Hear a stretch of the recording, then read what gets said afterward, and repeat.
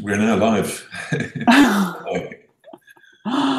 Okay, we're now live. Well, anybody watching this at the moment, we have technical issues. I overslept. Welcome to Broadsheet on the Telly. We thought we did have to do a show tonight because it's been such an important week at the Disclosures Tribunal.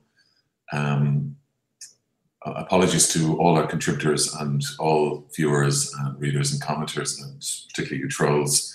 very, very sorry. We've been Olga and myself had an extremely strenuous time on the site. And it's been such a big week at the Disclosures Tribunal that I thought we'd get in and talk to Olga at least and get that on the record and have it up, that we covered it anyway. So Olga, welcome to Broadsheet on the Telly. Thanks, John. Welcome to you. One night you didn't have a shift. I know, yeah, exactly. The one night, no shift. Let's go through the Disclosure Tribunal now. Since last week, tell me what's happened now since last Thursday. Okay, so since last Thursday, so we had Debbie McCann in the Mail on Sunday. So she was in on Friday, and that was a pretty intense day. That was the day the judge said that he's not an idiot. He's been there 90 days and he knows people are not telling the truth. And I think that was a bit of a stern warning to everyone, really. It wasn't just about Debbie, it was about everyone, I think. So basically, if you remember, Alison O'Reilly, from her former colleague in the Mail on Sunday, has made certain claims about Debbie, and Debbie is saying that it's not the case. But Debbie is invoking privilege, so she's kind of not saying anything really about certain conversations with, or any conversations with Superintendent Dave Taylor. And then on Monday, we had John Mooney from the Sunday Times and Yvonne Murray from the Sun. So they're both from News International. And they took a different tack, because up until then, I think the understanding was that they were invoking privilege too and not saying anything. And I'm just guessing that it was on the back of Judge Charlton's warning on Friday, that when John Mooney went in, he said after much consideration he'd like to assist the tribunal, but he said he'd never been negatively briefed by anyone about Maurice McCabe. He said he had heard of the allegation he would have known about it back in 2010 when he was the first person to write about Maurice McCabe and the allegations of bad policing or poor policing in Cavan. And then Yvonne Murray went up from the Sun. She, up until now, we were told that she was the second person to call to the D House, but she is maintaining that that's not the case. She was the third, and that she went after Paul Williams. And she claims that she knows this because she said that when she went up to the D House, she actually went in and stayed for a bit and had a cup of tea with the parents.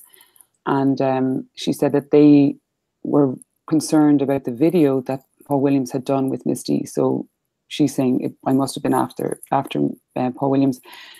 Paul Williams says no, when he was there, he was told that Yvonne Murray had been before him and Debbie McCann had been there before that. Yvonne says that she was not negatively briefed by Dave Taylor, and she just basically says that she heard about the allegation against Maurice McCabe, like a kind of a rumour. Then she was sent down by her news editor at the time, Fergus O'Shea from the Sun, because they had heard that Paul Williams had a big exclusive coming up, and so her evidence is that they didn't want to be behind when it broke, so that's why she went down. That's what her evidence is. That she went down and she met the D's, and then she claims that she was surprised by how minor the allegation was, and it was a funny thing in her evidence though. She said that she spoke to Dave Taylor maybe a week after she'd been down at the D House. This is Debbie, isn't it? So I know this is Yvonne Murray from the Sun. Yeah. No, Yvonne didn't write about it either. So so we know there was 3 people went to the house: Debbie McCann, Yvonne Murray, and Paul Williams. But Paul Williams was the only person to write about it. Sure. Yvonne had an interest. She said that she did speak to Superintendent Dave Taylor after she spoke to the D family, the Mr. and Mrs. D now, not Miss D. And she said that she spoke to Taylor, and at the time Taylor was annoyed over Leo Varadkar's comment, and that was made on March 20th. The distinguished comment, as opposed to the disgusting comment that Martin Callan had made previously. Yeah. And Yvonne said that Taylor was angry about this, and then she said to him, I went down to the D house, and do you realise how minor that allegation was? So several people from different legal teams put to Van, but how does that follow? How does a conversation about Varadkar's comment suddenly jump to the Miss D matter? And she just said, that's how it happened. But everyone kind of goes, well, you must have had a conversation before it, because she's adamant she did not speak to Taylor before she went up, whereas Taylor says she did. Okay. So there's that. Then we heard, who else did we hear from? Tuesday, Derville MacDonald gave evidence. Yeah, was Ian Mallon before her? I beg your pardon, yeah, Ian Mallon was there before her.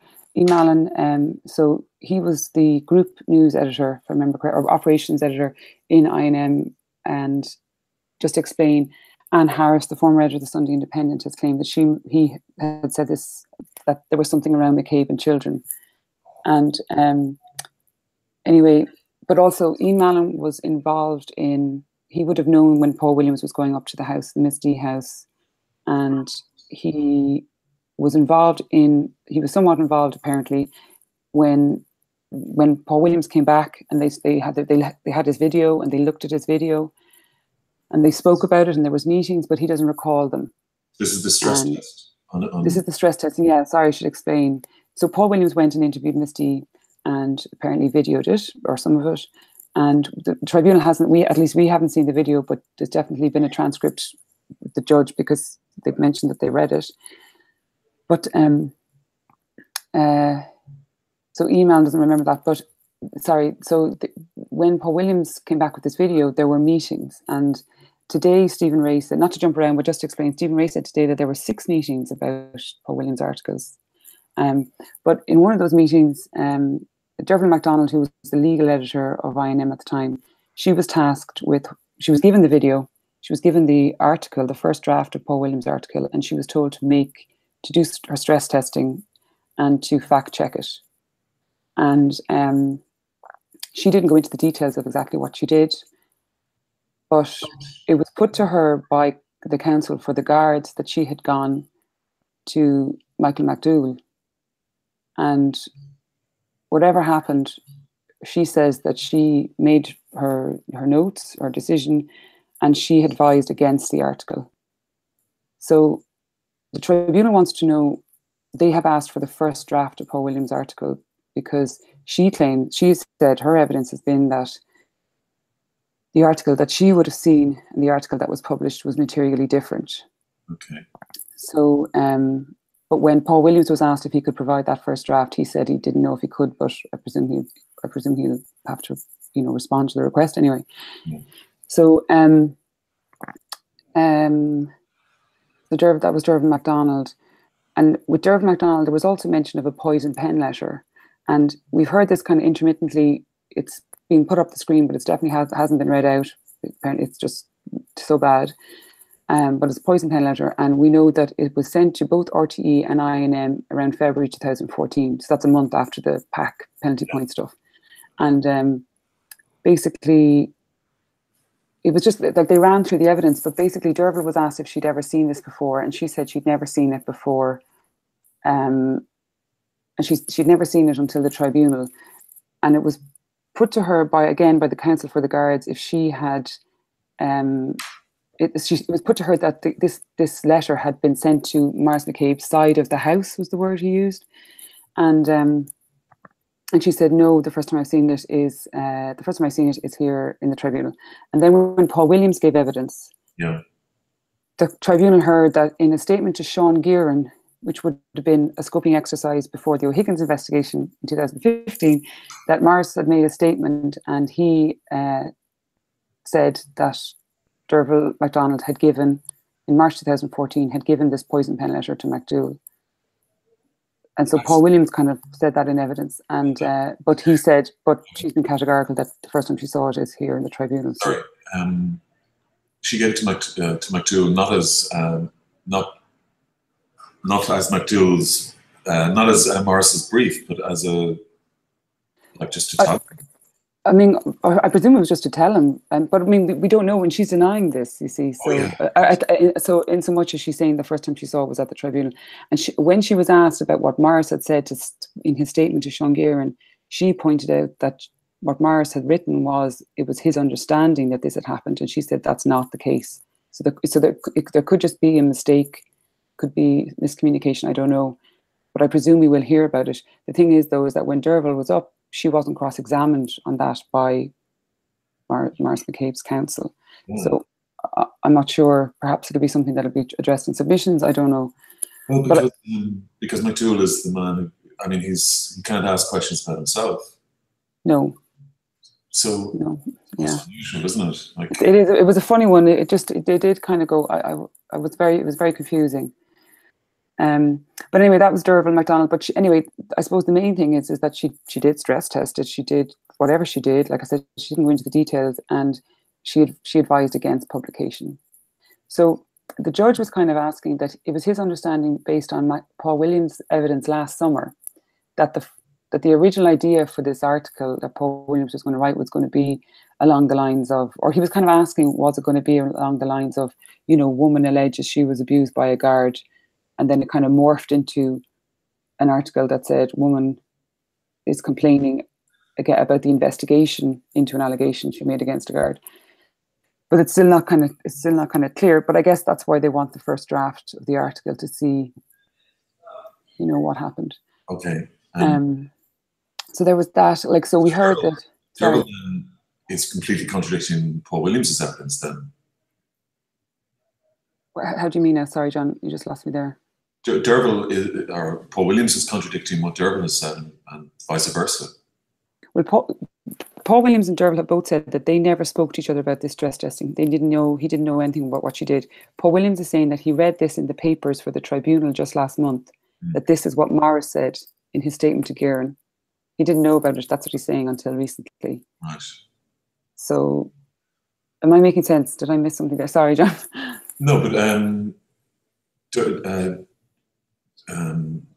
Williams is saying, Williams pointed out today that Derval MacDonald had received the letter prior to the tribunal. Sorry, just to be absolutely certain, Williams pointed this out yesterday in the tribunal based on a document he saw for the tribunal. He saw that this is what Morris said to Geiran. Okay. It was a statement, so he saw that. So that's what he was putting into evidence. Oh, okay. Mm-hmm. But have they fallen out in some way, Derval and Williams? I mean, I don't know. I mean, he did follow up what he said with saying that she had been categorical that the first time she saw this document was at the tribunal, which is what she said. So it's a bit confusing. Well, that was quite pointed. I mean, I guess it's up to McDougall or Morris's legal team to make it clear what the case is, I suppose. Do you know what I mean? Yeah, no, it's just, hasn't he thrown her under a bus a bit there? Well, he did in a way, because until he mentioned McDougall, before that it was just the person on the side of the house, which was a bit vague. But yeah, he did. He basically said that.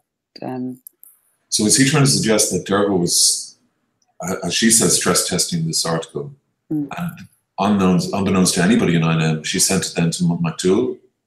That's what. Yeah, sorry, John, you're completely right. Yeah, that's pretty much what he said. But I have to stress that he was basing this on documents that he saw for the tribunal. Okay. It's not like he's basing this on something that he knew back then, because he only read about it this week. Okay. Or this. We don't know for sure. Or rather, Derval has denied giving it to McDougall now. She has, yes. Okay. So. Yeah. So we'll have to wait and see, I think. Okay. Sorry, John, I didn't follow you earlier. You were completely right, I think, when you said that. Yeah, sorry, it's just the tiredness. It's okay. I'm in the doghouse tonight anyway, so I can't be superior to anybody. Okay, so Neil Mallon, anything more that Mallon said? So Ian Mallon, I suppose in regards to Gemma O'Doherty, he was talking about how he felt it was an emergency situation. He had to get her away from the house when she went to call to Martin Cannellan's house, whereas in actual fact she wasn't even at the house when he was on the phone to her. But other than that, I suppose he didn't, he can't remember, like in regards to Paul Williams' articles, he can't remember the meetings. He's in and out of meetings, he said. He's a very busy man, so, he couldn't really shed any more light on that. And will they call back Derval to ask more about Possibly. I mean, I really don't know. Okay. I genuinely don't know. Okay, and then after Derville? And then after Derville, was it after Derville we had Paul Reynolds? Yeah. Paul Reynolds. So he was, so Paul Reynolds. So basically, Paul Reynolds. He's the crime correspondent of RTE, yeah? Yeah. And first of all, Colin Kenny said 2 weeks ago that two security correspondents, one who is a broadcaster, a national broadcaster, he said that, sorry, thanks, John. Colin Kenny is a DCU professor of journalism, and he also writes various pieces for various newspapers. And excuse me, and about 2 weeks ago, he said that in early 2014, the two security correspondents, one a broadcaster with a national broadcaster, whom we now know is that he was talking about Paul Reynolds. Yeah. The other person is still unnamed, and he said that, and so, but he said that they said to him, Maurice McCabe is being investigated for child abuse. So that as in it was a current, present day investigation. Yeah. And anyway, so he was talking about Paul Reynolds as being one of them. Paul Reynolds came in and he has told the tribunal that it's absolutely not true. And he also said that that Colin Kenny has been writing disparagingly about him for 5 years. Yeah. Now, there's that. And Paul Reynolds has said that he first heard about the Miss D allegation, he thinks, back in 2013. Don't know who he heard it from. He said he heard the DPP's directions. He knew exactly that there was nothing to it. He knew he was exonerated, he said. And then the thing with Paul Reynolds is that there's a specific term of reference just about his reports in regards to the O'Higgins Commission investigation on May 9th. So on May 9th on RTE, Morning Ireland, news at 1, 6 o'clock news, 9 o'clock news, he was all day reporting on a leaked copy of the O'Higgins report, or copies. His reports were based on copies, we heard today, of the O'Higgins report. And essentially this term of reference is solely looking at his output on this, because it was alleged by Maurice McCabe that he was told by John Barrett, the head of Garda, Human Resources out in Garda Síochána, that those reports would have come from Block 1 in the Garda, which is basically the Garda Commissioner's office, right, which would have been Noreen O'Sullivan. And so Maurice put this in protected disclosure, so the tribunal is looking at it. But we've already heard that John Barrett is now saying he never said this. But if we just put that for the side at the moment, we'll come back to that, I suppose, maybe in a minute. But due to the fact that this is a term of reference, so we heard all the radio reports. We heard them all yesterday evening, all the radio reports. Then we heard all the television reports. So it was just like watching Paul Reynolds for hours. Yeah. And then breathless reporting. Yeah, and anyway, so he was taken through his reports, or not so much taken through them, but he had two notebooks or pages of notes in regards to April and May of 2016, and they went through them. So these notes were typed. He gave them to the tribunal, and they were typed up. And so in these notes, you could see that he was told all sorts, or he had conversations with loads of different people. And in the April ones, he said he didn't have the report at that stage, but in the May ones he did. And both in the April and in the May, the Miss D allegation is referred to in some means or manner. And he was asked, like he's not telling the tribunal who said this to him. MacDougall asked him, does he remember who said it to him? And he wouldn't even answer that. He said he'd take it to the grave with him.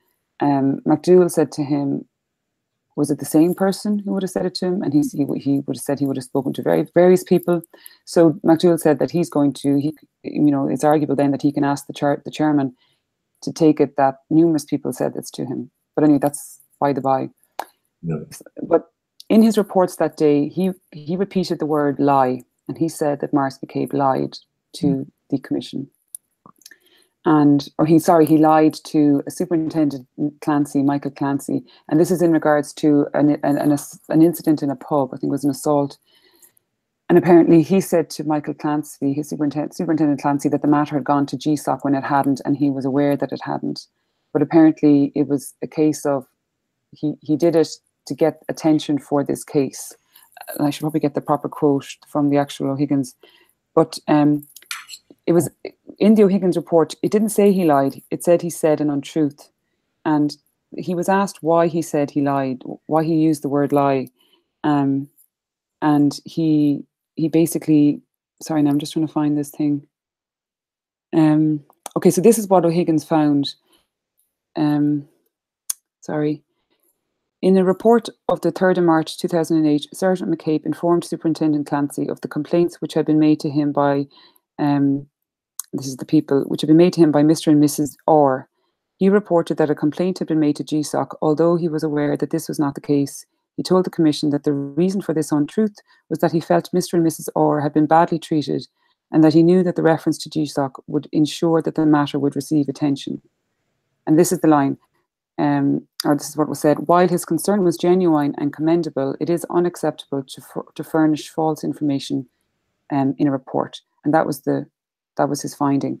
Now, in one of his notes, remember the notes that we talked about that were in his type notes, one of the notes that Reynolds had was, truthful to the Commission in his evidence, he lied to a senior officer and then lied in brackets again. Right. And he said that this was the basis for his thing. And he was asked, why did he use the word lie as opposed to just use the word untruth, which was in the report. And he said that he looked up the word untruth in his Collins's dictionary at his home. And the first word it says is lie. And he said that the chief news editor of RTE, Ray Burke, also looked at his dictionary, or he looked at his dictionary. And that was that. And Reynolds also referred to a catechism, something that he had, what was it he said? Oh yeah, he said, what was it he said? Sorry now. He also said that, look, he said it's the responsibility of journalists not to use diplomatic or parliamentary or polite language, and that journalists are supposed to go behind the words and present, explain what it is, and that is why. So he said, I think the duty of a reporter is to tell it like it is and to very often get behind the words and explain it for what it is. And that is why I felt we should use the word. Now, he said that the use of the word was his decision, and he said he was completely supported all the way up to Kevin Backhurst, or right up the editorial chain of RTE. Okay, well, that tells you all you need to know about RTE News, actually, at the moment. Well, can I just say one other little thing, and then I'll stop? It's interesting that he had been working on this all through April and May. He was chasing for this report, well, I suppose May 9th, so the first week, 10 days in May. But he maintained that he had contacted Morris before the reports. And we saw in his notes that he called Morris at 5 to 10 the night before. Right. And we saw a chain of emails between him and Ray Burke, you know, going from the 6th or the 7th, where he'd been working on this. Mm. So I don't know, was it fair to wait until 10 o'clock? I left a message, Morris didn't get back. And then the next morning, Ray Burke, the chief news editor, who's giving evidence tomorrow, we saw that he took a phone call at 8 o'clock the following morning, and it was from Morris, and Morris was complaining about what, you know, the Morning Ireland report and stuff. And then there was a legal letter sent in at by lunchtime, but even though the legal letter came in just, 2 minutes before 1, they didn't change the word lie, and they went ahead with the broadcast. Excuse me. Yeah. So. Despite the call at 8 o'clock, when was the last time that the lie was used in their reports? That's a good question. I think the last time. Was it after the I think it was at lunchtime, maybe. I'm not sure, or was it at the 6 o'clock news?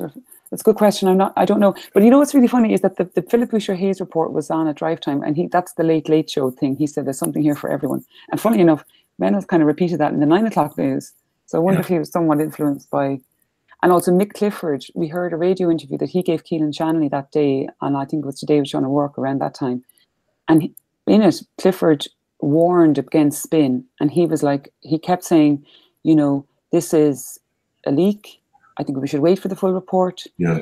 And I guess we heard all these different reports, and I suppose RTE's argument will be, unless it's dropped because Barrett is not supporting the claim tomorrow, we'll go back to that. But I guess RTE's argument is that in the round, they're giving all sides.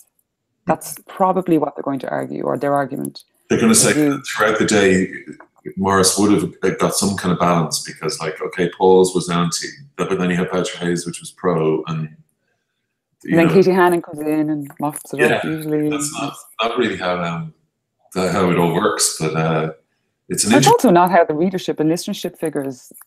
You know, the most people will hear. It's an interesting concept, though, that you can have a whole show of anti, and then later on. Now, I suppose I should say that Reynolds does not see him as being himself as anti. He believes that he was fair and accurate and everything all the time. And in the tribunal, when you were listening to, say, his report versus the Boucher Hayes one, was it obvious that there was a... The Boucher Hayes one, yeah. He was like, Boucher Hayes was like the, what was I saying to you? Like David Attenborough, and, you know, Reynolds was like, I don't know, you know, it was just completely, they were just pulled apart, you know. Well, Reynolds is like a kid coming in telling about it. There's a crash in the street and it's terrible, you know, you know, it's terrible, and get down here, you know. He's like as a Teresa Mannion, but without the storm. Without the storm. So, okay. But like I said, so tonight, this evening, after all that finished, and bear in mind they're not finished. Michael McDougall isn't finished cross-examining him, because there's another report that they're looking at, right? And this is from 2014, so this is going back to the time of the penalty point stuff. And remember, he put out a report to the effect that Morris hadn't cooperated with the internal John O'Mahony report into the penalty points.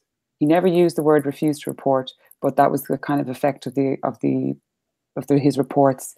He reported on a direction that was given to Morris back in December 2012, which was to stop using Pulse and to engage with John O'Mahony if he had any further queries.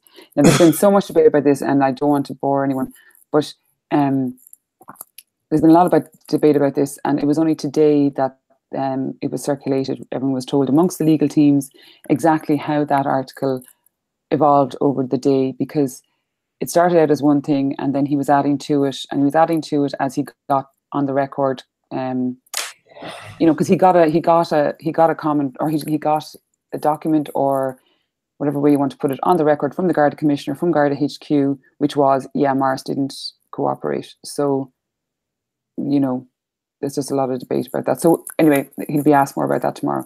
But like I said, Noel Whelan for the Guards tonight asked it was Noel Whelan for the Guards basically said, asked McDougall if McCabe was still holding this, making this allegation about the May 9th reports based on the fact that Barrett is saying that he never said that Noreen O'Sullivan was behind them.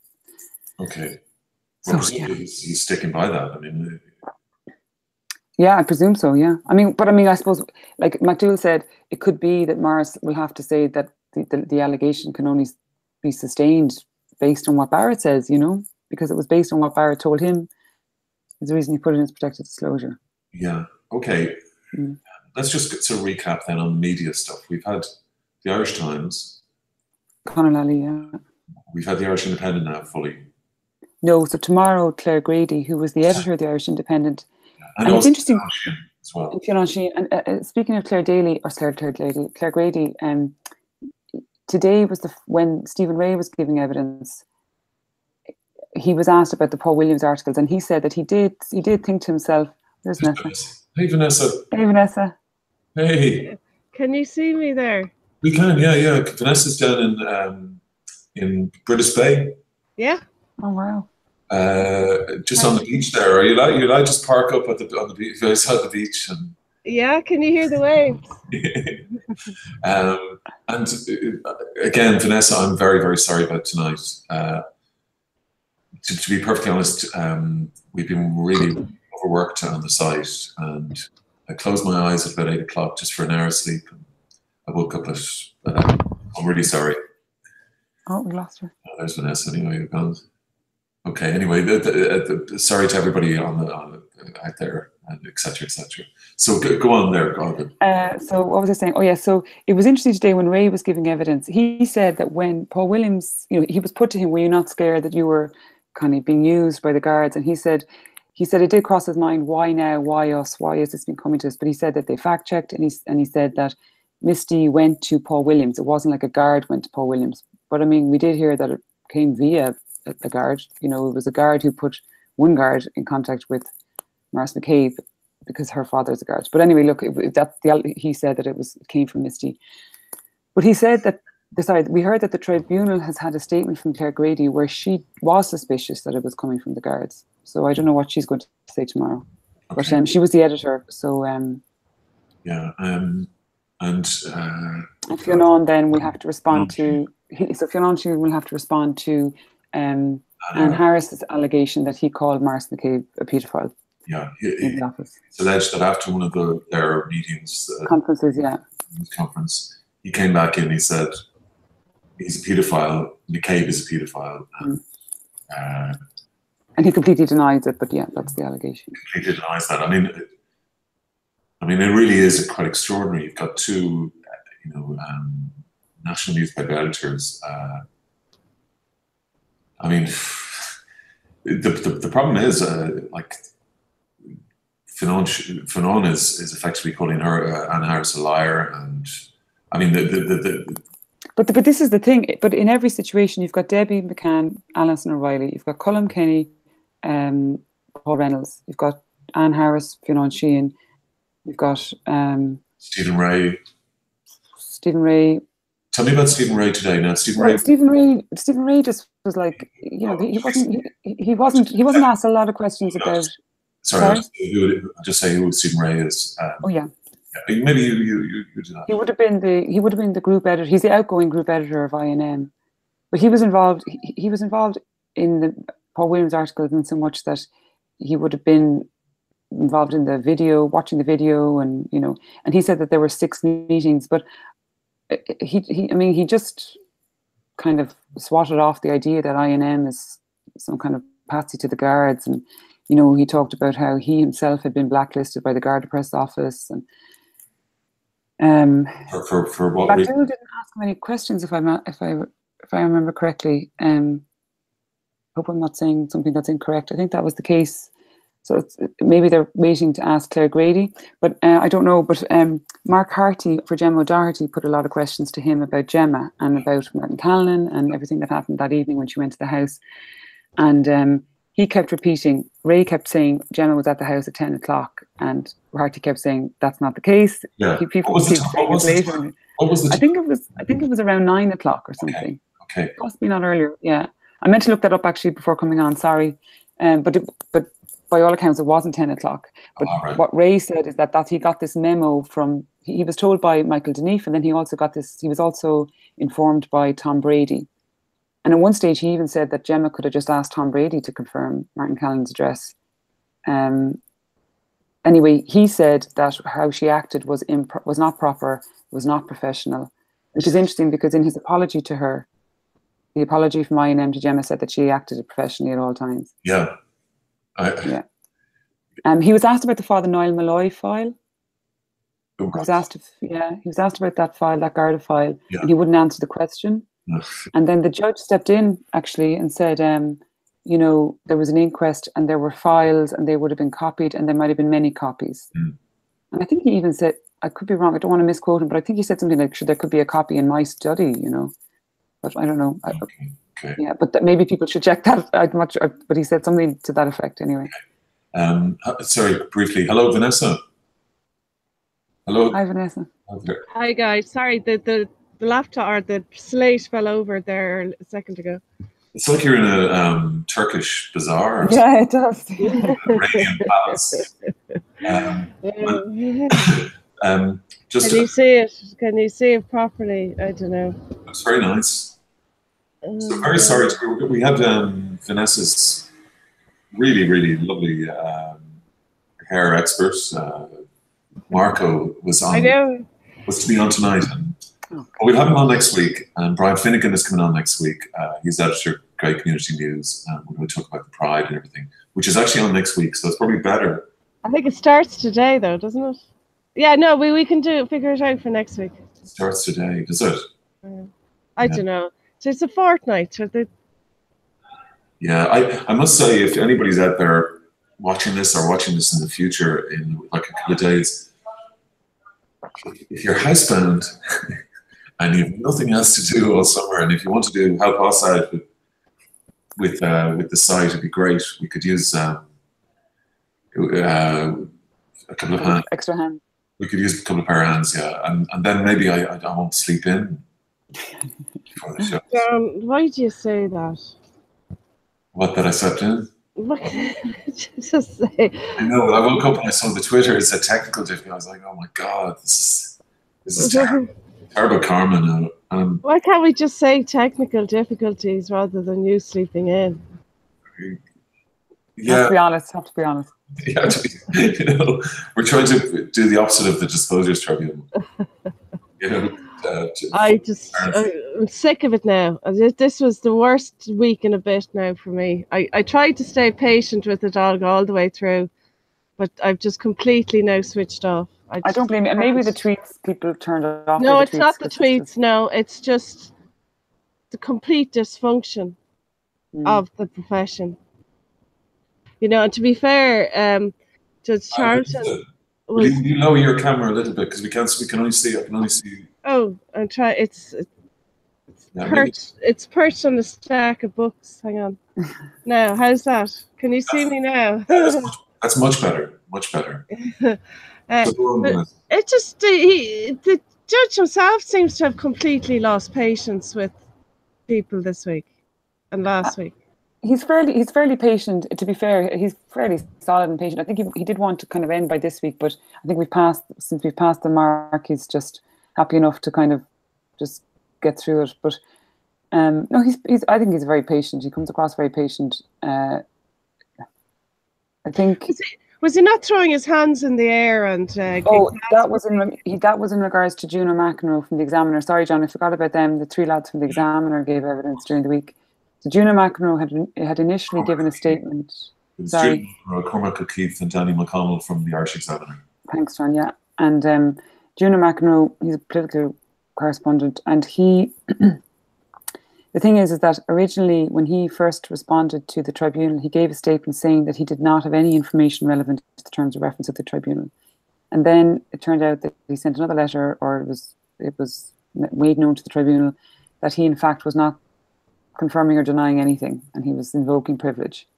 And that's when Charlton was like, you know, what's going on here? And so, like it got a bit farcical when those three lads were up, because Cormac O'Keefe was absolutely categorical, just not going to say anything about anything. And he, his argument is that if you give in once, then by the process of elimination, you might be able to. Yeah, jigsaw identification. Yeah. So he was just adamant, and Daniel McConnell was pretty much the same. And Daniel McConnell said, "I don't want to be known as the journalist who, when under pressure, sings like a canary." So, but it's really funny. Kathleen Leader. We're talking about a Garda smear campaign. We're not talking about like it sounds like the crime of the century. Like. Yeah, but it's funny. It was really interesting when Kathleen Leader, she's the barrister for the tribunal. She kind of outlined the situation. So source A, let's say, source A tells you something, and then source A tells you, actually, I didn't tell you the truth, and source A says, please come forward and tell people that I told you this. Yeah. What would you do? So she just said, forget about Taylor, forget about all the names. Yeah, but if this happened. Yeah. And there was a bit of a pause, I think, for most people. But what could they do? Like, they had, made their bed at that stage. And yeah. Well, the thing about the privileges are the keeping the source of secret. The source in this case is not only kind of like a bit iffy, Taylor. I mean, he's waived any of anything. So what they're doing is they're branding him. They're doing him more damage than they would if they whatever. Right? Yeah. So they're saying that it's about their own career. And the Woodward and Bernstein thing is used when Felt went public. It released them. Mm-hmm. But imagine if it was an Irish journalist and Deep Throat went public and said, "I'm Deep Throat," and they're like, "Is he Deep Throat? Is he the Deep?" Oh, I can't give any sources. This is a complete.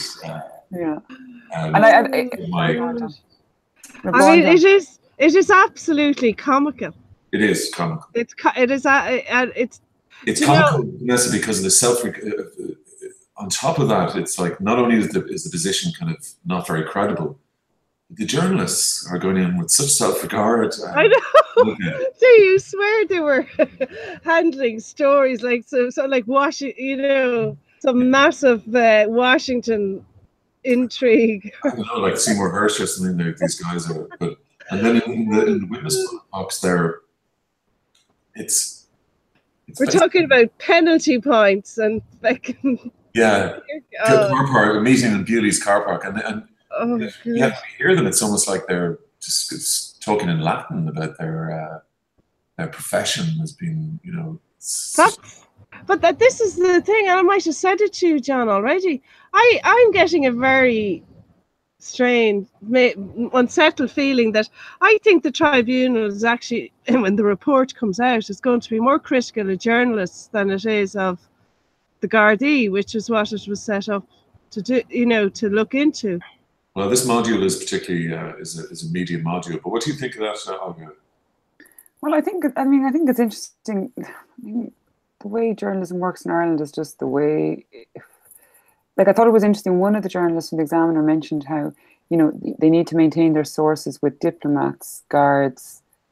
Like he listed off all these kind of upper echelons. And I just thought it was so funny. I was like, gosh, that is Irish journalism, top down, not ground up, you know? Yeah. Which is obviously, it's not that easy, and I get it. It's not quick, and it's not fast, and it's not constant if it was coming from the ground up. But I just thought it was interesting the way that they made this kind of heartfelt plea that, like, we need to protect our sources. They are these upper level people. And but in this instance, your source has been destroyed because of you. Yeah, and like, this has been repeatedly said to them. Like, basically, Taylor's been branded a liar now. Yeah. Is that fair? But how do they answer that? It's so. I mean, it is such a. Well, they just say that. I mean, by and large, the stance is, I can't budge on this, because if I budge on this, my career is ruined. I have to look at my career in the future. Who will trust me again? You know, it was a bit farcical. I felt it was a bit farcical when the three lads from the Examiner, because I even think everyone in the room was a bit like, oh God, this is now. And I think this is a general, I mean, really, is it about the sources, or is it about themselves, you know? It's about, and I mean, in fairness, they've said it's about their career, so, you know. Yeah, what other stories have those guys broke over the last many years? Let's pick on them. I mean, because there's some kind of group thinking going on here. Because, I mean, I would have said Philip Eichers-Hayes' career is enhanced because of what I agree. He described his meeting with Callanan, and I would go further to say that, like, McGuinness's career is enhanced, and you know, people, Alison certainly. In fact, Alison O'Reilly. I meant to say this when Paul Redmond comes on. He wrote The Adoption Machine, and you know, when these campaigns, the journalists don't really get a lot of gratitude at the end, as you know, a lot of thanks. But in the book, Alison O'Reilly and Neil Michael of the Mail are actually referred to as the Woodward and Bernstein of the Tune cases. They never gave up. I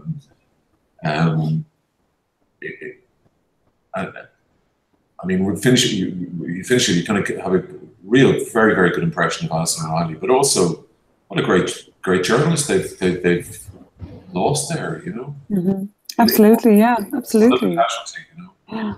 Yeah. Where's Alison now? Is she still with the Mail technically? She's still with the Daily Mail. Yeah. And she works from home. I don't think she's in the office. I mean, I think the Tribune heard that. I mean, I think she kind of worked from home back in 2014 as well, you know. Right. Well, if you get a chance, The Adoption Machine is a great book, and it's just. And you were reading Charlton's book, John. I did. I finished it. I read it kind of twice now. I skimmed over when I got it first, but I read it last weekend, cover to cover. Amazing. Well, I read a book. But you know the book. But I mean, I can't imagine many people here have read it. I did. Look, I don't even think Mrs. Charlton's read it. You know, to be perfectly frank, perhaps even the editor didn't. But no, but viewers, was it good though? So tell us. Yeah. Well, it's well worth a read. He's big into the Nazis. You know, he's World War II. He uses. It's all about evil and deceit and how the lie is the gateway to evil. I mean, it's very pertinent to the tribunal. He also mentions the kind of group that people are selected for a conspiracy. People are selected for it because they're the kind of people who would never say, "This is wrong. This is wrong." I mean, take Paul Reynolds for instance today. Paul Reynolds, I'm absolutely 100% convinced that he doesn't understand why he's been asked these questions. Yeah. Yeah. Really, I think that, you know, and I like, is that a lie then? You know, if he's telling an untruth, you know. Well, that's a question that keeps coming up. It keeps being put to people. Do you think if Dave Taylor or whoever said to you, there had been an investigation into him, there had been a complaint, there had been an investigation, do you think that's a smear campaign? And they're like, no, facts are not. Right. Well, if his life is at stake, I mean, if his life was in jeopardy, and for that to... Well, see, that's what Charlton went back to. Speaking of Charlton and truths and lies, he said, you know, he tried to explain the difference between calumny and detraction. Yeah. And he was basically putting it to Reynolds that is this not an example of detraction? Clearly from your notes, these things were being put to you, but Reynolds was absolutely no. And Reynolds kept falling into this kind of role, not kept, but maybe 2 or 3 times, kind of fell into this kind of role-playing scenario where he relayed this conversation with this imaginary person where he was like, oh yeah, McCabe, oh yeah, there was an allegation against him. Oh yeah, what was that? Oh, it was this. Oh, there was nothing in it. All right, okay. So he's putting it down purely to that kind of a exchange. Okay. But and argues that the allegation didn't end up in his report, but you know. Okay. And they'll continue questioning him, Paul Reynolds tomorrow, and then. And then Claire Grady. And then I think it's actually Ray Burke from RT, who would have been Paul Reynolds, you know, chief news editor. And then I think it's Fionn. And then we're also supposed to hear from the guy from 3 Ireland. Sorry, John. Ray Burke is also the guy with he's got a dictionary as well. About the law. He's got a dictionary as well, yeah. And also John Barrett is also up as well, I think. Yeah. And John Barrett. John Barrett, the head of human resources. Yeah. Now I saw Mick Wallace and Claire Davey. Yeah, they were in today. They were in the audience in the public gallery. So yeah, they're up. They're supposed to give evidence next Friday now. Oh, okay. Yeah. Okay. And then we were kind of told, kind of vaguely, that there might be new witnesses. They're kind of waiting on statements and waiting on, kind of hearing back from people. So we don't know what that's about. Okay. But you know, it's funny because Philip Boucher-Hayes, when he gave his evidence, he mentioned that he would have said it to Gráinne Shoiga and a couple of others, so maybe they'll be called in. So there might be a bit of celebrity. All right. Celebrity. VIP. Yeah. They just ask you on the he's rattling through the witnesses. Are they ahead of schedule or behind schedule? No, I mean it's gone over time. It's behind schedule. I think they put down like 5 names and then they only get through, you know. Yeah, so. But I mean, compared to say the planning tribunals and stuff like that, he does seem to be getting through it. Yeah, no, I think so. Yeah, I think so. I would agree with that. Yeah, for sure. Vanessa, I mean, the last week or so, you've given up, have you, a bit? I just said, you know, I was pissed off with it. Is, you know, just even as a profession, the journalists coming in and there was a certain element. There's a certain group of them very full of themselves and thinking, you know, that they are Woodward and Bernstein and they are, you know, selling to 1 million readers every day and they are uncovering, you know, big stories and massive conspiracies and intrigue and going deep undercover, like, you know, like the Vietnam Papers or something. Like, so there's an element of that you kind of just sort of tend to snigger at. And then you have, you know, you've Gemma coming in, and I thought Anne Harris's evidence, I thought, you know, would make you sit up. But other than that, they sort of turned my nose up, really, to be honest with you, this whole module. And you could say I'm disappointed, but at the end of the day, really, I actually don't care. You know, I don't read their work.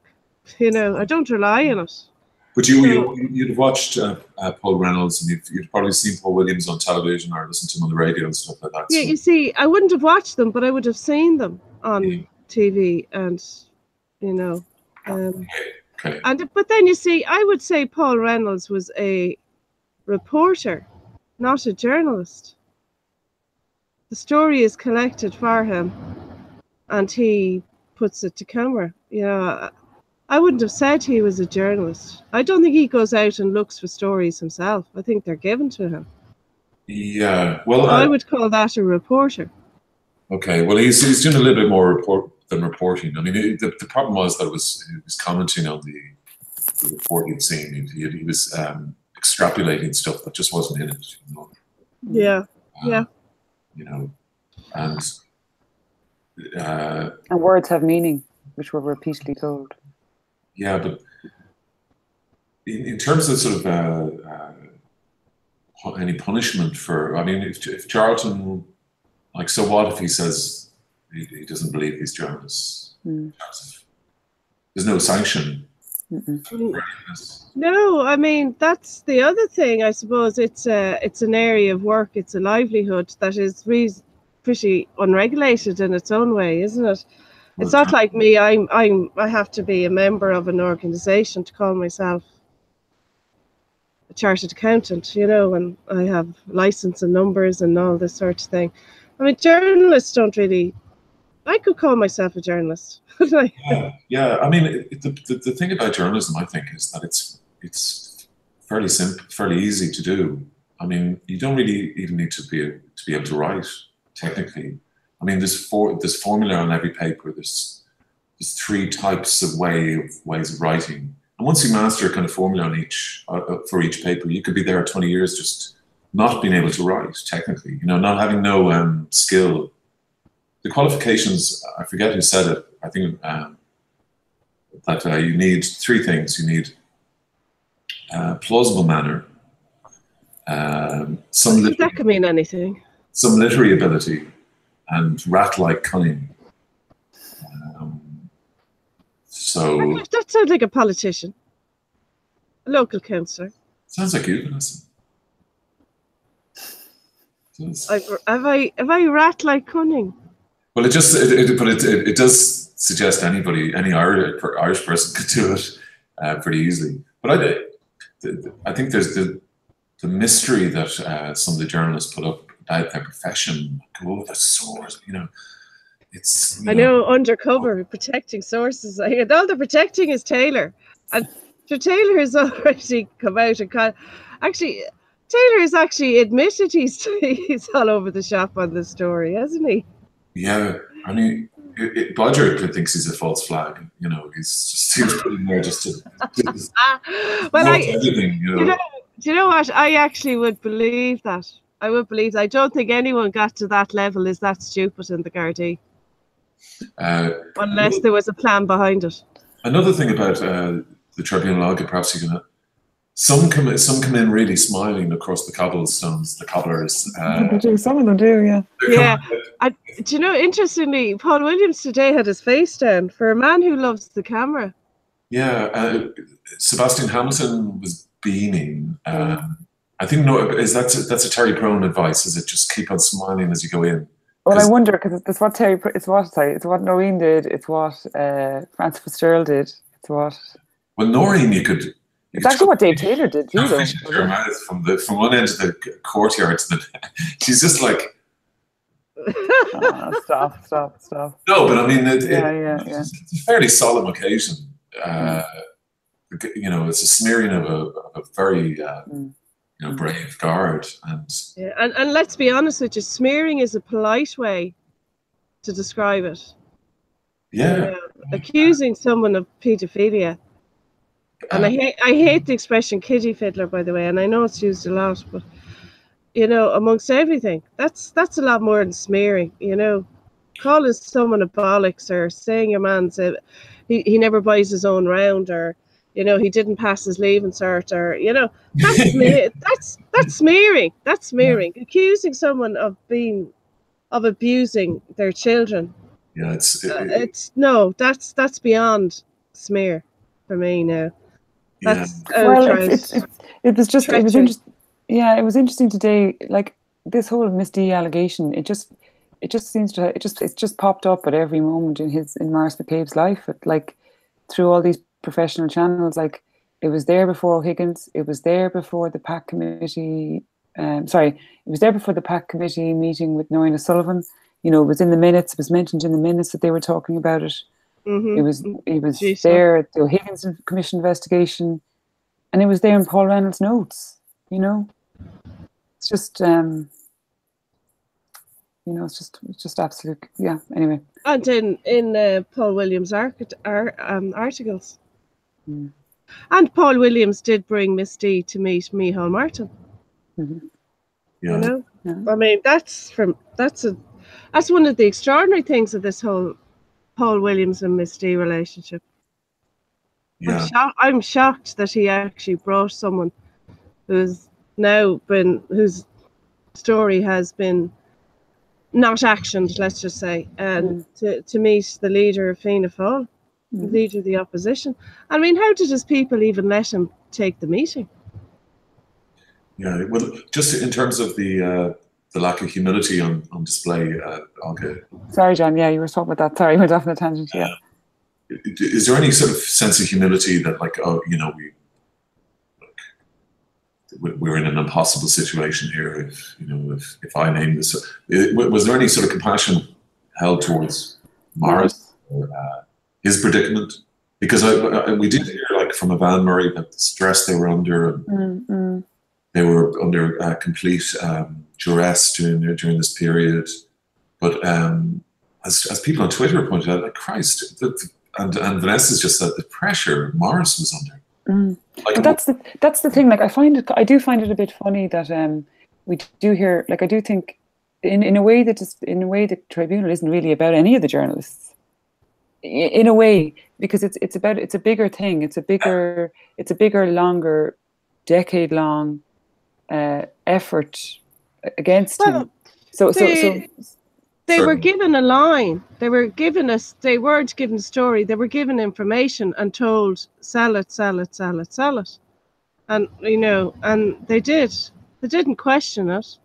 They didn't see, was it the truth, or they just did what they were told from the source. They didn't even investigate the source or the story. Well, no, I mean, I think a lot of journalists, their evidence has been that they heard the allegations. Some of them went to McCabe and they found out that it was completely untrue. Some of them found out, not from McCabe, didn't go to McCabe, but found out it wasn't true.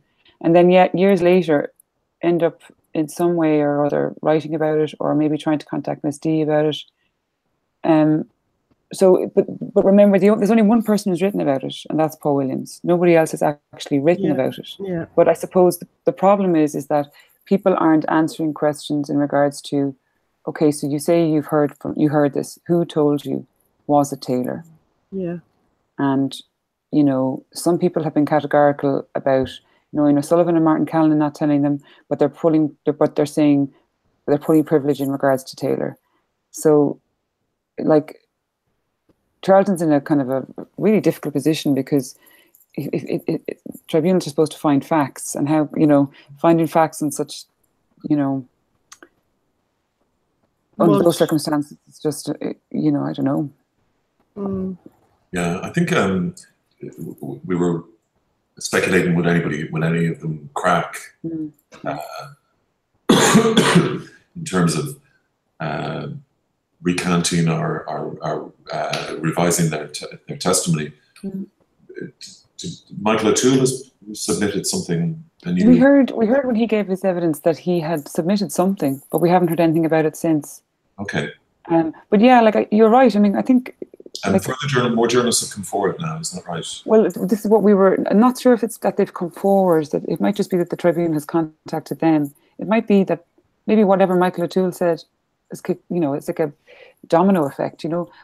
But I have no idea what Michael O'Toole's statement is. But I mean, I guess if you think about it, if one journalist says, well, that journalist told me, and actually names them. Yeah. Then it's a process of going back to them and saying, well, who told you? You know, it's a bit of a nightmare, but I mean, I don't know, like, just time to be honest. Yeah. Come here, Olga. What's she going to do when it all ends? Yeah. I don't know. What Maybe actually live a healthy life. it's the reason even though I slept in and everything, and we wanted to get on, was that there's nobody really covering the disclosures. So, well, they are, but it's just there's not much analysis, is there? There's not many big reads. No, there's no big reads, and there's no. I mean, you seem to be the only one who's sort of like doing, or we're the sheet is the only one doing the live tweeting consistently. Well, someone's from the journal there very often. He's there most days, but yeah, Sean, I don't think he can get there every day. But yeah, there's not much live tweeting, no. I must say that Vanessa, I don't know if you agree that it really works, the live tweeting. You know, well, it does work, but it's just when you're enjoying it. You know, through the day, like it's just this module has been an eye roller for me, and I go to Twitter and I look at Broadsheet, I look and see what's up, and all I'm seeing are these, and I just don't want to read them. You're disappointed. I just do not want to know what Paul Williams says. I just do not want to know, what Juno McEnroe says, or any of them. I just don't want to. I just really fed up with them. Yeah, it's interesting. I think I have no interest in that. It's sad to say I have no interest, actually. I have no patience reading their evidence. Right. I have no patience for it. And I'm sad, I suppose, but it's the way it is. Yeah. Okay, sorry. I was just going to say that I think there might be some sense of certain journalists in certain places who might think that the general population doesn't get it, doesn't understand the importance of privilege, and they're just angry people on Twitter and they don't get it, and I think they're mistaken. Yeah, big time. But I think it's almost like pre-internet, whenever there was any kind of feedback to a newspaper, it came through by letter. But it's not like that anymore. Yeah, but I mean, the general population were totally underestimated, and in the run up to the referendum. But just generally, this is a signal again that people do not know who their community, who their readers are, who their neighbours are. They just don't know who they are. I think there is a sense that but the general public won't care what journalist A says or B says unless they're a household name, and even at that, they don't really think that they kind of care about the inner workings of wherever they work. Well, there's probably an element to that, but they absolutely know the news. They absolutely know the stories. They absolutely know politics. They absolutely know current affairs. They absolutely know what's going on their own street as just as much as what's going on around the world. Just because somebody watches Fantasy Island and Big Brother and follows the Kardashians on Twitter does not mean they don't know what's going on down in Dublin Castle. You mean Love Island, Vanessa? Not Fantasy Island is the one with the person of restricted height and the. Oh right, what's the other one? Love Island, is it, John? Love Island is the current one. Yeah, Fantasy Island is 1970s. I'm sure I don't know. You're the one that watches all this, John. No, this is 40 years ago. The claim. Oh, okay. All right. So Love Island is the one that's on the papers every day. There's a dragonfly. Yeah. So the thing about the journalists or the profession, newspaper profession, is that they really do have a certain amount of contempt for the readers, and like that's why they haven't really developed their commenting platforms. Often, like I've said it so many times, but we discovered very quickly that all the commenters were funnier and better writers, and better, sharper, better journalists in many cases than some of the more deep, journalists have got. But they hadn't gone to Red Mines for 2 years magically to get that aura of superiority. Thinking of anyone in particular, John?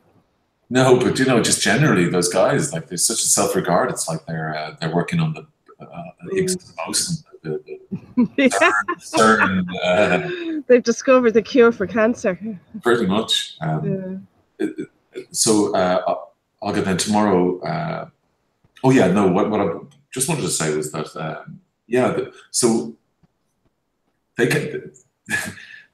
Their contempt for their readers and stuff is reflected in their coverage of like the referendum and Brexit will never happen. Trump is a figment of Middle America's imagination, and all these kind of things, and right up to the present day. For instance, Stephen Ray is having digs at Gemma during his evidence today, calling her a travel editor. And, sorry, say that again, John. I said Stephen Ray, even up to today, is getting digs at Gemma O'Doherty. I think the dig was the slow journalism, because he was saying that they had to pivot. I did kind of go, gosh, that's just that language again of the digital strategy. But he was saying that the INM, he was arguing that because basically Gemma O'Doherty's counsel was saying she was the only journalist who was let go in voluntary redundancy. Yeah. And he confirmed that, but then he said he went through the whole business of the cost-cutting exercise that they had to go through, and they were had to sell off assets and stuff. But he also said that they had to pivot to this digital hub, like the independent.ie, pour all their resources.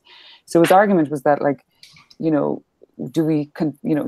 basically referred to Gemma as like a features writer, travel editor, but like a slow journalism or slow journalist. And Harty stepped in and said she was doing investigative work. Only 2 weeks previous, she had the story about Callan. Yeah. And but I think that if you're referring to a dig, I think that probably was the one. But isn't it's incredible that they're still having digs at Gemma, and they don't realize that, like, out there, amongst people, like, Gemma's regarded so much higher than any of them. And every time they dig her, it emboldens her and increases her or people's disenfranchisement or disenchantment with them, perhaps. No, there is a different approach to Gemma than there would be to say Paul Williams, Yeah. And Paul Williams does a lot of talking about his stories. Gemma just reports hers. Yeah. You know what I mean? Paul, between the ads and the appearances on TV and. Yeah. Well, the Stephen Ray can't have it both ways. They apologized to Gemma. Said she was a professional at all times, but then said today what she did was not professional. And technically slow journalism. Yeah. Well, we must pivot on the digital hub, and I'll go. I need to do a bit of that myself. Pivot on the digital hub. Yeah.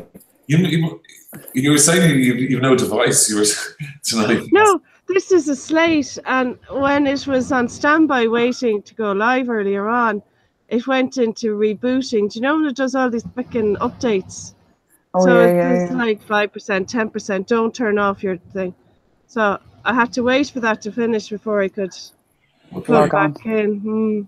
Because I just saw it on the G chat. I have no device, so I was like, this is hardly the time or place to be talking about these kind of things. Anyway, I'll go.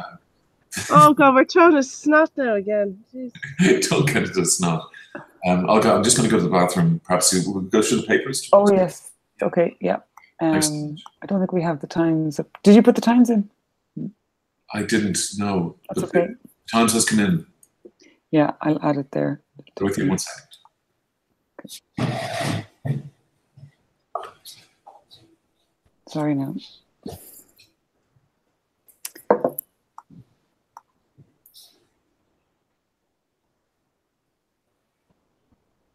Do you want to sing a song, Vanessa? Oh, to see, I went full gay tonight because we thought it was Pride Night. So look, I wore a Eurovision t-shirt. Oh, fab. Probably look like I'm actually going to. I just opened it up on the main board here. Okay, sorry, this is slow.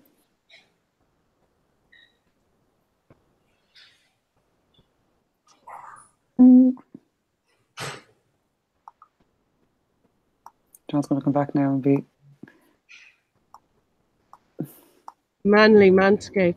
Hairy chests get clipped into shape for the summer. Oh, that's nice. Pole dark, right?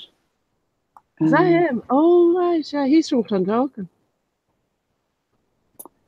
MacDonald ends hand. Oh, MacDonald extends hands of friendship to Prince. That's a cake there in the English market, is it? Sorry, no, I just can't see. Come on. Speaking of slow journalism. It says there a third of homes built since 2011 don't exist. Oh yeah, that was Caroline Doherty, wasn't it? I saw briefly, didn't get a chance to read it, but I saw it when I was putting it up. Okay, that's that done. There's no phantom houses. So, this is terrible, isn't it? Is this what they call dead air? Oh, sorry, viewers. Sorry, inmate. We're reading the papers here. So I'll just share it now, Vanessa. I think I have it. Okay. Kind of I just went down to the main board. Just to put it up on the screen. So here we go. Here we go. So just more bloody World Cup. Have you got it up there? You have? I do, yeah. So here we go. So there's the Times, and let me just. So there's the Times. So story by Ellen Coyne. Abortion reforms at risk of being delayed by legal challenges. Abortion legislation may be delayed by court challenges. The government has been warned. Simon Harris said he was told that the Eighth Amendment could not be removed from the Constitution until legal actions, which could include appeals to the Supreme Court, had concluded. So it may not be introduced until the autumn. What are the grounds for the legal challenges? Let me just see. The High Court will hear 3 separate applications at the end of this month. If the cases are dismissed, they can be challenged in the Court of Appeal and possibly the Supreme Court. Yeah. So I suppose it's just it's not a situation that's definite, but it might happen. So I guess they're just going to have to wait. But I'm not too sure what the challenges are. Yeah, I mean, if there's a challenge on the ballots or the voting or the counts, I mean, there isn't enough to change the result anyway, you know. Yeah. I presumed. Yeah. Okay. I don't know. Sorry. Now I'm just been a bit out of the loop. 36 million. So John Walsh, Ulster Bank faces 36 million bill for loan overcharging. Ulster Bank has become embroiled in another overcharging controversy that could cost the bank more than 36 million in payouts to business customers. Last year, during the bank's internal investigation of tracker mortgage customers, it's identified about 18,000 business loans have been overcharged since 2012. The average refund per loan is £2,000 to include compensation and money overpaid because of the incorrect overcharging. Oh, so it's charging of a higher interest rate. Then the bottom, Jennifer Bray, Ellen Coyne, Aaron Rogan. Snap election, a realistic prospect, says Varadkar. Taoiseach admits government is vulnerable to no confidence vote. Leo Varadkar conceded yesterday that he might be forced to call a snap election if Sinn Féin followed through in its threat to table a motion of no confidence on the issue of housing. Taoiseach said he did not believe that the government would have the support of Fianna Fáil in such a scenario. Is he just calling their bluff there because none of them want to go into an election? What do you think, Vanessa? Do you think that you'll call one? Well, I think Sinn Féin wouldn't mind an election, but I can't see them going into an election so quick after the referendum. I mean, we have a presidential coming up and another referendum, so.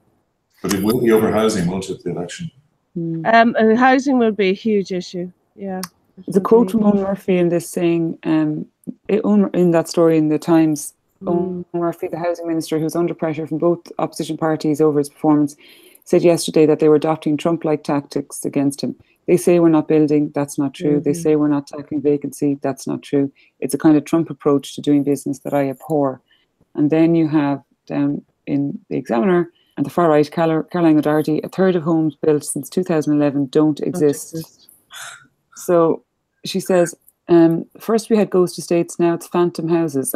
No, this story is not. I'm not saying it's wrong, but it's a bit like counting the homeless figures. They're using different methods to count. Okay. And this one they're using ESB connections, and another count they'd use stamp duty paid or transactions completed and, you know, well, mortgages pulled down and things like that. Well, she says here that some 85,154 new houses and apartments were calculated to have been built from 2011 to 2017, but the true number was 53,566, so just 63% of what was believed.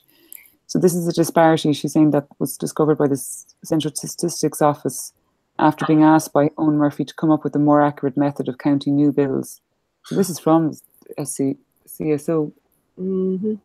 And this is on the other paper. Sorry, he's Bradker saying that. Or no, Owen Murphy is saying they say we're not building. That's not true. They say we're not tackling vacancy. That's not true. And then he's saying that there's a Trump thing. And their own statistics then this morning or tomorrow morning will be saying they've only built 63% of houses that they claim to have built between 2011 and 2000. Okay, and that's their own thing. Now the state inquiry into the cancer scandal. State inquiry into cancer scandal, yeah. So this is Vicky Phelan, reveals treatment has seen significant tumour shrinking. So it's a story by Elaine Loughlin, Noel Baker and Fiachra O'Connor. A full commission of investigation into the cervical cancer scandal is to be established in September. And then it says, it came as Vicky Phelan revealed there has been a significant shrinking of her tumours after just 3 treatments of the drug. Pembrolizumab, through a clinical trial. That's brilliant news, isn't it? I mean, I know, remember when she got that money, she was saying that's exactly where it was going to go because it was difficult to get it, right? It was so expensive. No, it's fantastic. Yeah, it's brilliant news. Mary Lou McDonald. Sorry, John, just to say, Leo Varadkar has suggested that up to 200 more women could be affected by the cervical cancer test scandal after it was revealed the number of women taking legal action has surged to 46 since the crisis emerged. Speaking to reporters in Madrid, Varadkar said, I don't want to speculate on that number yet, but it will be obviously more than 0, but probably less than 100, less than 200. Okay. So anyway, sorry, that could have come out today and I just didn't see it, sorry. No problem. And Mary Lou McDonald met Britain's Prince Charles. Yeah, and then you're right, Vanessa, earlier, that is a picture of Prince Charles in the English market. Yeah, he met the fish guy, Pat O'Connell. Oh, did he? There's Simon. Is that over Prince Charles' shoulder there? Is that Michael Creed, is it? That's Michael Creed, yeah. It's Simon Coveney. Yeah. Don't recognize them, yeah. Did you have a thing with him, Vanessa, back in the 90s?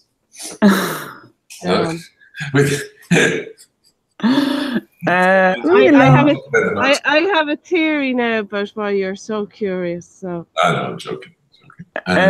It says here, you're right, John, that so Sinn Féin President Mary Lou McDonald met Prince Charles in Cork last night, just hours after he spoke of how reconciliation and understanding can guide both countries in a path of shared prosperity and security. Sinn Féin members staged a protest in the city during Queen Elizabeth's visit in 2011, but the only protests yesterday were about traffic diversions and parking restrictions. There you go. Okay, but I did see there weren't crowds lining the streets. No.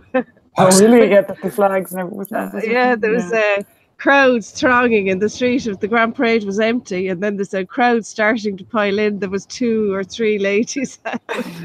They're getting a bit needy, aren't they? I mean, they keep on coming over here. They've run out of places to go to, maybe. But do you think it's a sort of Brexity kind of guys? Maybe they's looking for a retirement home. I don't know. Your future's with us, not with her Schmidt and the Frau, Merkels and whatnot. I think they're just fed up of being over there and listening to it all. They're just coming over here for the crack. I don't know. They just like it. Did you ask for a harem-style trimming on your tent, Vanessa? No. Harem. Harem-style trimmings, please. From Woody's. No. And this gazebo is for the bin now, I'm afraid. It didn't survive the storm, so. Oh, nice. Yeah. Well, it looks very well. Anything else, Olga? I know that Robbie Williams gave the finger to everyone. Putin. Oh, yeah. Oh, it was to Putin. I don't know. Was it? Okay. Not much, John. I don't think that's not much that we probably want to talk about, to be honest. Okay. Is that okay? Okay. Well, that's Johnny Keenan. That's Prince Charles coming out of a famine home on the cover of the Times. Bohan, Botan, Bothan. Johnny Keenan. Bahan. Hello. Hey, Johnny. It's Johnny. Here's Johnny. I said I'd make an appearance for the Late Late Show. Fantastic. we were very, very late. We started over an hour late, an hour and a half late. Well, yeah, hopefully it wasn't anything to do with me. Sorry, lads. Late notice. How are you doing, Johnny? Not too bad, Olga. Good stuff. I missed You did. disclosures, but I've got to get it back. Oh, don't worry. Don't You'll worry. never get that hour Never back. get it back. Yeah, but Olga, like during this weather, like it's like you might as well be doing the leave insert. It's torture. Yeah. Grand. It's the hardest working in the More country. cheating going on than The weather is at whatever 30 degrees. Johnny, No, you were at Doug Stanhope. Doug Stanhope, yeah. Who is he? So I'd say I probably have about 5 tickets just flying home from Dublin in a car. So will you be able to? Will Broadsheet pick up the speeding tickets? Oh, yeah. Or can I maybe get into the next module of the tribunal and Get some penalty points sorted. HYT or something? That seems to be the code of the day down there in the castle. Just write to your local superintendent. Tell me about Doug Stanhope. Johnny, tell me about Doug Stanhope very quickly. I can't really, John, because it's all context. Basically, if you didn't know Doug Stanhope, you consider him a racist, a paedophile, all the things that he's not. No, it's the context of his joke. He just really just blows the shit out of PC, you know. Yeah. And there's a PC brigade, you know. He's the kind of comedian that you'd expect to be directly involved in Me Too, but because he's such a straight shooter, doesn't take any prisoners. He's a good guy. He's Bill Hicks' representative on Earth, as far as I'm concerned. Okay, where was he playing? Olympia. Okay. 2 hours set straight, you know. And was the crowd there? Well, there wasn't actually because no, there was a good crowd there. But you know the way Olympia is a beautiful venue, but the seats were. I suppose that was fit. Maybe the Prince Charles was had a few of the Royal boxes. The boxes, the royal boxes. There was no one there for some reason. Okay. So yeah, no, I got a ticket last minute, so I can't turn it down. You know, I never look a gift horse in the mouth. So you never do, Johnny. To be fair. No, and I would have if I had a bit of time. I probably would have hung around backstage and got him on the sheet. But he's a cool guy. You know him. You do, of course. He stayed in Iceland for a while. Yeah, of course. I do know him. I do know about him. I just wanted you to tell the viewers.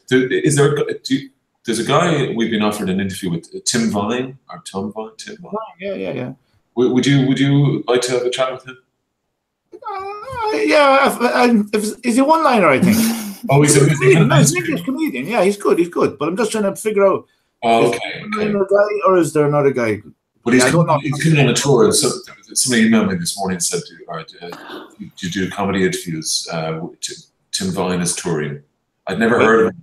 Yeah, if it's the Tim Vine I'm thinking of, he's very good, very funny, quick, very but good. he's like Bob Monkhouse rather than Bill Hicks. He's what?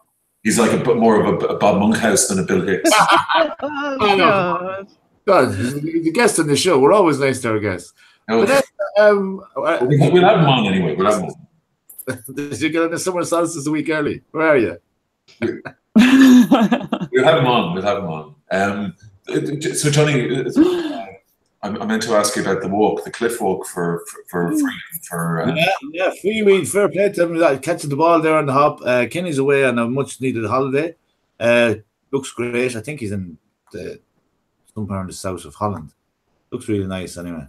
It's family friendly campsite. So he's there. He's gone for a week. Yeah, it just seems to be happening.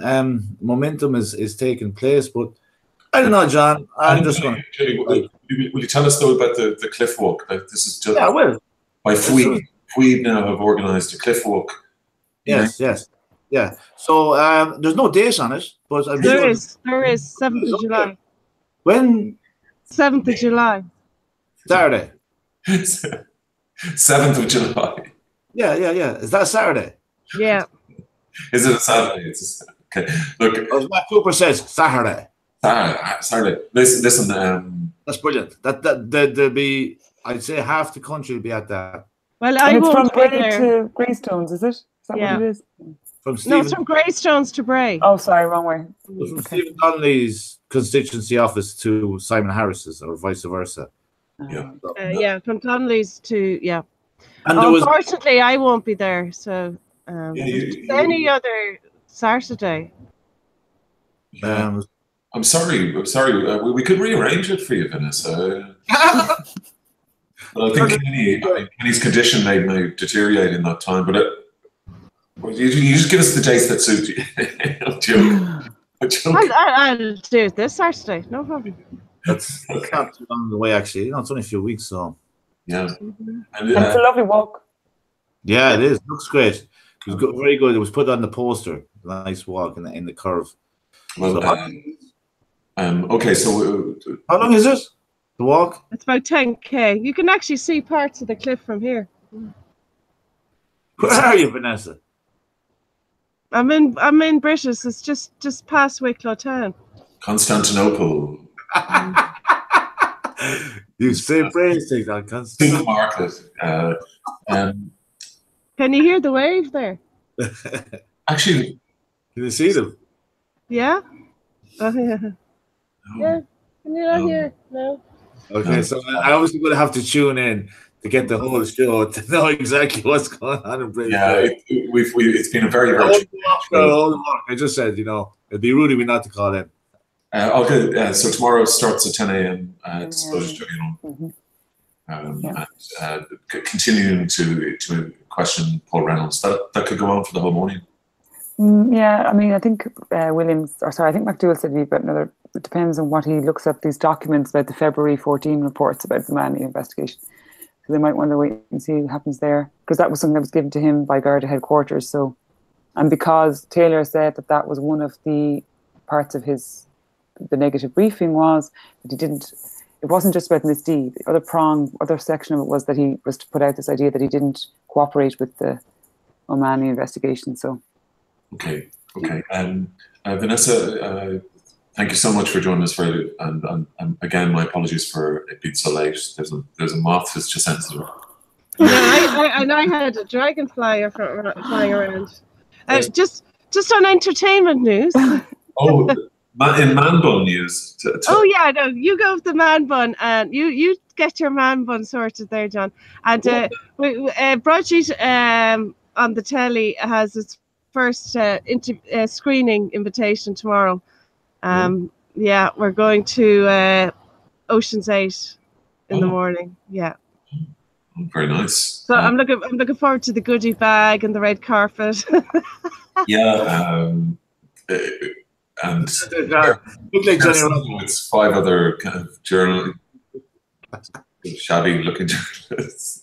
The glamour. The glamour, I know. So, that's the first Broadsheet screening. Neil is. It's the first one we've been invited to, yeah, or been. Fantastic, and we didn't get to Neil's entertainment thing tonight because I sat in and Neil obviously was here ready, but anyway. Yeah. So I'm sorry, Johnny. I'm really sorry, man. Oh. Yeah, I just want to tell you that. I'll get it. I think about the word. John, do the man bun. Oh, the man bun. I'll do it for next. No, you're not getting it. Do it this way. Go on. Just do it that way.